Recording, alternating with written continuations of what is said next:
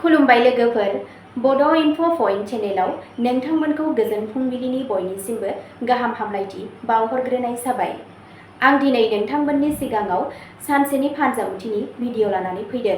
आसा खालामो नोंथांमोना भिडिअ'खौ नायना मोजां मोनगोन।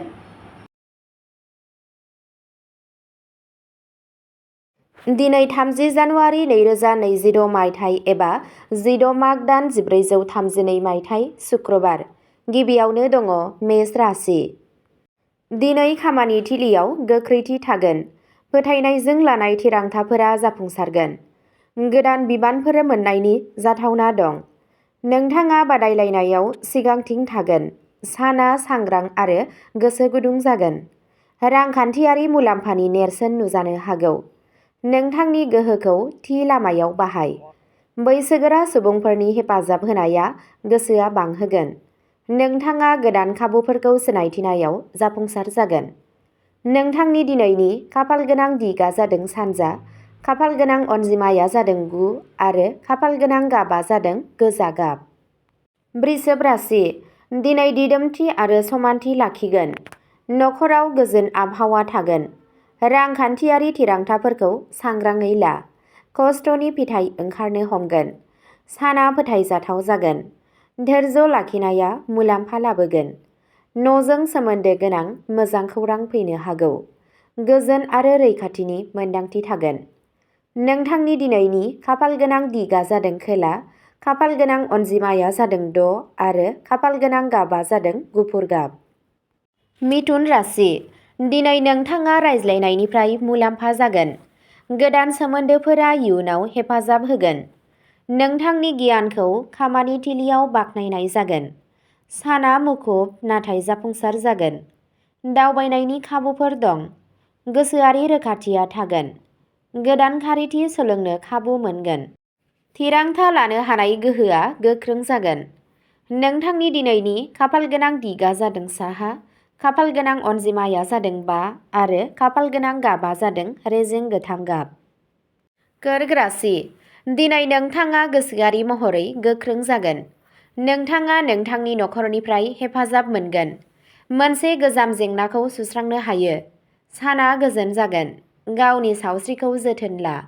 मोजां साननाया मुलाम्फा जागोन। न'आव गोजोन आरो सुखु गोजोन थागोन। गोसोनि गोनो गोथो जानायखौ स्रां खालामगोन। नोंथांनि दिनैनि खाफालगोनां दिगा जादों सा सानजा, खाफालगोनां अनजिमाया जादों 2 आरो खाफालगोनां गाबा जादों क्रिम गाब। सिंह राशि। दिनै गावजों गाव मान सनमान बांगोन। नोंथाङा नोंथांनि खामानियाव बाख्नायनाय मोनगोन। दैदेननायनि खाबुफोर ओंखारनो हागौ। साना गोहोम गोनां जागोन। साननानै थिरांथा ला। नोंथांनि मान सनमाना बांगोन। नोंथांनि सोदोबफोरा गोहोम खोख्लैगोन। फोथायनाया गोदान जौथायसिम सौहैगोन। नोंथांनि दिनैनि खाफालगोनां दिगा जादों सानजा, खाफालगोनां अनजिमाया जादों 1 आरो खाफालगोनां गाबा जादों सना गाब। कन्या राशि। दिनै बिथांखिफोरा जाफुंसारगोन। खामानियाव आब्रुथि लाखिनाय जागोन। नोंथाङा सावस्रियाव जौगानायखौ मोनदांगोन। फिसा-फिसौ जाफुंसारनाया नोंथांनि गोसोआव गोजोननाय लाबोगोन। साना फिथाइ गोनां जागोन। गोसो होना थिरांथा ला। खामानियाव गेबेंथिखौ लाखिगोन। रोंमोनदांथिया मुलाम्फा लाबोगोन। नोंथांनि दिनैनि खाफालगोनां दिगा जादों सोनाब, खाफालगोनां अनजिमाया जादों 4 आरो खाफालगोनां गाबा जादों रोजा गोथां गाब।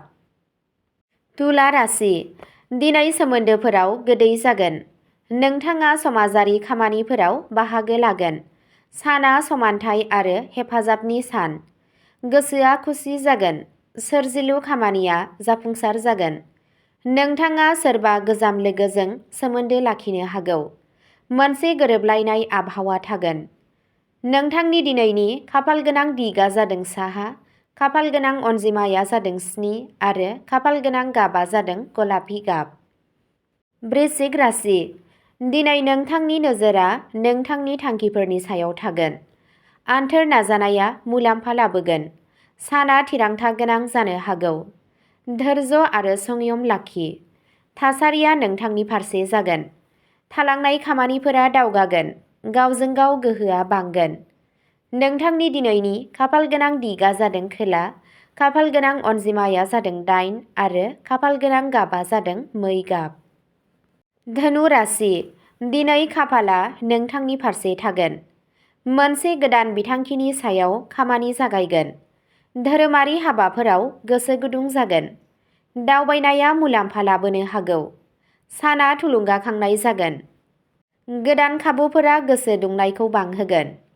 नोंथांनि दिनैनि खाफाल गोनां दिगा जादों सानजा, खाफाल गोनां अनजिमाया जादों 3 आरो खाफाल गोनां गाबा जादों गोमो गाब। मकर राशि, दिनै बिबानफोरा बांनो हागौ। नोंथाङा नोंथांनि खस्थ'नि थाखाय आबुं बान्था मोनगोन। बैसोगोरा सुबुंफोरनिफ्राय मदद मोनगोन। रांखान्थियारि हालोदा गोख्रों जागोन। साना दिदोमथि होगोन। आब्रुथि नोंथांनि गोहो जागोन। गोलाव समनि सानथांखिफोरा जाफुंगोन।